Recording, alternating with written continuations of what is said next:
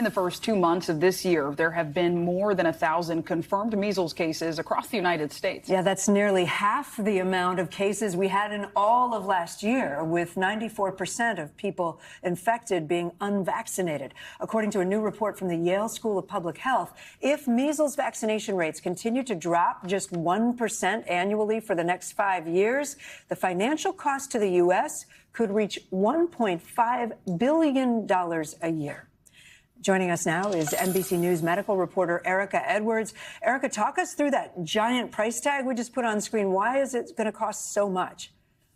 Yeah, hey, good afternoon. Shouldering the cost of measles outbreaks really extends to all sectors of the healthcare system. Local public health departments, for example, have to snap into action, even if they have just one case of measles. The virus is so contagious that every single person who came into contact with that one case needs to be tracked down and monitored for symptoms.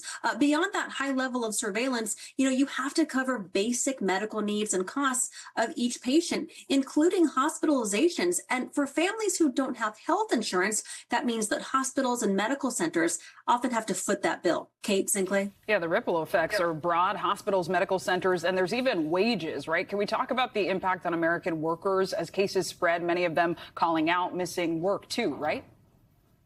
Yeah, every time you have an unvaccinated child who is exposed to measles, that child has to be quarantined for 21 days. That means 3 weeks of missed school, and they're going to need supervision, right? So that means 3 weeks of missed work for parents. And so the new report projects that we could lose more than $510 million in productivity and wages if vaccination rates continue to fall. Zinkley, Kate? And Erika, obviously measles puts a huge burden on families and their health as well. Talk more about that.